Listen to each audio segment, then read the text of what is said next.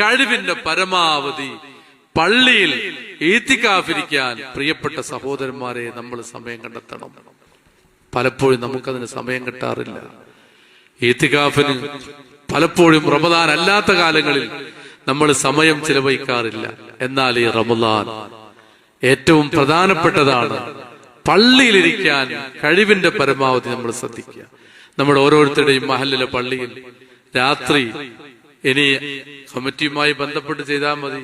ഉറങ്ങാനുള്ള സംവിധാനം പള്ളിയിൽ തന്നെ ഉണ്ടാക്കി തരാൻ പറ്റുമെങ്കിൽ നമ്മൾ പള്ളിയിൽ തന്നെ കിടന്നുറങ്ങുന്ന ഒരു സ്വഭാവത്തിലേക്ക് എത്തുക. പള്ളിയിലൊക്കെ കിടന്നുറങ്ങി ആകെ കമ്മിറ്റി പ്രശ്നവും നാട്ടുകാർ പ്രശ്നവും വലിയ വലിയ പ്രയാസങ്ങളുണ്ടെങ്കിൽ നോളജ് സിറ്റിയിൽ സൗകര്യമുണ്ട് ഇത്തിക്കാഫിന്, മഅദിനിൽ സൗകര്യമുണ്ട് ഇത്തിക്കാഫിന്. അങ്ങനെ സൗകര്യം ഒരുക്കിയ പള്ളികളിലേക്ക് പോകാം. നാട്ടിൽ ഇത്തിക്കാഫിന് പ്രശ്നം ഉണ്ടാക്കണ്ട. അങ്ങനെ നമ്മൾ ഇത്തിക്കാഫിന് പള്ളികൾ കേന്ദ്രീകരിച്ച് നമ്മുടെ താമസം, ഇനി നമ്മുടെ ജീവിതം പള്ളിയുമായി കൂടുതൽ ബന്ധപ്പെടുക.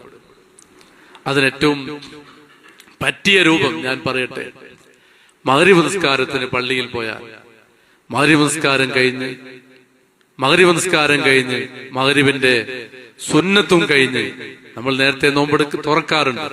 ബാങ്ക് കൊടുത്ത ഉടനെ നോമ്പ് തുറന്ന് വേഗം മഗ്രിബിന്റെ മുമ്പുള്ള സുന്നത്ത് നിസ്കരിച്ച്, മഗ്രിബ് ജമാഅത്തായി നിസ്കരിച്ച്, മഗ്രിബിന്റെ ശേഷമുള്ള സുന്നത്ത് നിസ്കരിച്ച്, ദിക്റുകളിൽ പ്രാർത്ഥനകളിൽ മുഴുകി ഇശാഇന്റെ ബാങ്ക് കൊടുക്കുന്നത് വരെ പള്ളിയിൽ തന്നെ നിൽക്കും. എന്നിട്ട് 4 കാര്യങ്ങൾ അതിൽ നമ്മൾ വർദ്ധിപ്പിക്കും. ഒന്ന് അള്ളാഹിനെ കുറിച്ചുള്ള ഫിക്ർ, മറ്റൊന്ന് ദിക്ർ, മറ്റൊന്ന് ഖുർആൻ പാരായണം, മറ്റൊന്ന് പ്രാർത്ഥന. ഈ 4 കാര്യങ്ങളിലായി ഇശാ മഗ്രിബിന്റെ ഇടയിലുള്ള സമയം നമ്മൾ ഹയാത്താക്കുക. രാത്രി മുഴുവനും ഹയാത്താക്കിയ കൂലി അയാൾക്ക് കിട്ടുമെന്ന് സയ്യിദുനാ റസൂലുള്ളാഹി. നോമ്പ് തുറക്കാൻ അത്യാവശ്യം ജ്യൂസും വെള്ളവും കാരക്കയൊക്കെ കിട്ടുന്ന സ്ഥലത്തായിരിക്കണം. അങ്ങനെ ചെയ്താൽ അത്യാവശ്യമുള്ള വിഷമം കൊണ്ട് മാറിയാൽ ബാങ്ക് കൊടുത്ത് നോമ്പ് തുറന്ന് പിന്നെ സുന്നത്ത് നിസ്കരിച്ച് മഗ്രിബ് നിസ്കരിച്ച് ശേഷമുള്ള സുന്നത്ത് നിസ്കരിച്ച് പിന്നെ 1 മണിക്കൂറേ ഉണ്ടാവും. ആ 1 മണിക്കൂർ സമയം കുറച്ച് ഖുർആൻ ഓതുക, കുറച്ച് ദിക്റില്ല, കുറച്ച് പ്രാർത്ഥിക്കുക. പഠിച്ചോനെ മരിക്കല്ലോ. മസൂദ് സക്കാഫിയുടെ വയൽ എത്ര ഞാൻ കേട്ടതാണ്. അദ്ദേഹം മരിച്ചുപോയല്ലോ, അതുപോലെ ഞാനും മരിക്കൂലേ? ഈ അവസ്ഥയിൽ എനിക്ക് എന്താണ് എന്റെ കയ്യിൽ ബാക്കി ഉണ്ടാവുക?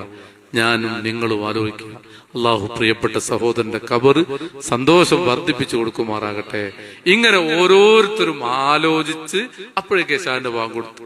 പിന്നെ ചായ കിട്ടുന്ന സ്ഥലത്ത് പോയി നന്നായി ചായയൊക്കെ കുടിച്ച് റെഡിയായി വേണമെങ്കിൽ തറാവീഹ് നിസ്കാരത്തിലേക്ക് നേരത്തെ, വേണമെങ്കിൽ എന്ന് പറഞ്ഞാൽ ചായ കുടിച്ചതിലേക്കാണ്, തറാവീഹ് നിസ്കാരത്തിലേക്കല്ല.